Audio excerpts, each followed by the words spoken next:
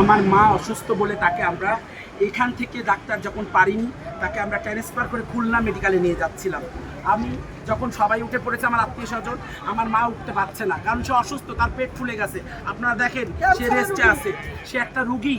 তা আমি শুধু টিটি মামুন এখানকার যে ছিল, মামুনকে আমি বলেছি ভয়াবহী দরজায় দাঁড়িয়ে আছে। আমি বলছি ভাই আপনি তো দরজাটা খোলা, আপনি তো আমার মাকে ঢুকতে দেবেন, আমার মাটা অসুস্থ রোগী। সে বলছে না ঢোকা হবে না। তখন আমি বলছি কেন ঢুকতে দেবেন না, আপনার কি ঘরে মা নেই? বলছে এত কথা কিসের, আমি ঢুকতে দেবো না। আমি বলছি আপনি সরে যান, আমি যেভাবেই হোক আমার মাকে তুলবো, কারণ আমার মা মরণাপন্ন অবস্থা। এই কথা বলাতে ওই স্টোর রুম থেকে ছুরি নিয়ে এসে ঘাঁচা ঘাস আমার ভাইয়ের এবং আমার বাপের পেটে এবং হাত রক্তাক্ত জখম করেছে। ওর ইচ্ছা ছিল দুইজনকে খুন করব। আমার প্রশ্ন, একজন সরকারি কর্মকর্তার কাছে কেন চুরি থাকবে?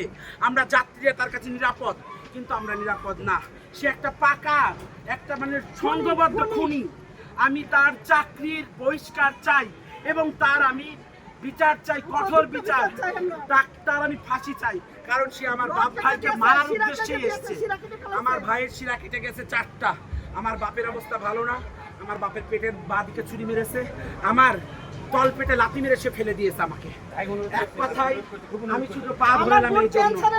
এক কথায় তার ইচ্ছা ছিল কি আমার বাপ ভাইকে সে খুন করবে। তার মানে কি সে খুন? সে একটা সরকারি চাকরিজীবী, তার কাছে কেন ছুরি থাকলো?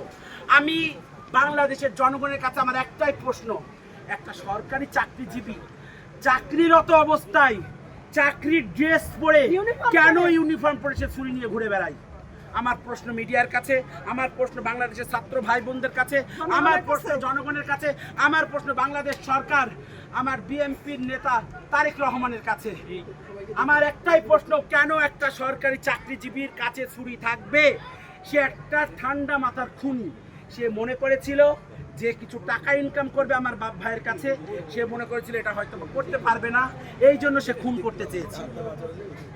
আমি আমার বাপ ভাইয়ের পূর্ণ চিকিৎসার খরচ চাই রেলওয়ে কর্তৃপক্ষের কাছে। আমি বিচার চাই, ওর চাকরি থেকে বহিষ্কার চাই এবং আমি ওর মৃত্যুদণ্ড চাই, ফাঁসি চাই। আমার বোন হচ্ছে ক্যান্সারের রোগী, তার যদি কোনো কিছু হয়ে যায়। আমার নাম পলাশ, আমি কুষ্টিয়া ইসলামী ইউনিভার্সিটির স্টুডেন্ট। আমি এলএলবিতে অনার্স করছি, আমি কুষ্টিয়াতেই থাকি। আমি একজন সরকারি এসএমই উদ্যোক্তা। কেন আমার বাপ ভাইয়ের উপরে ছুরি আঘাত করলো? কি অন্যায়? কি আমার মায়ের একটু বাঁচানোর জন্য দরজাটা খুলতে বলেছিলাম, এটা কি আমার অন্যায়? আমি জনগণের কাছে বিচার চাই।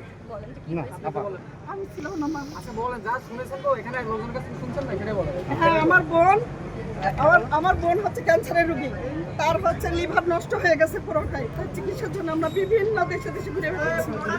এখন মানে আমার বোনটা উঠতে পারে না, এত উঁচুতে উঠতে পারে না। তাকে হেল্প করে হয়তো উঠানো, আমি ছিলাম না, উঠানোর চেষ্টা হচ্ছিল, কিন্তু ওখান থেকে ধাক্কা দিয়ে আমার বোনের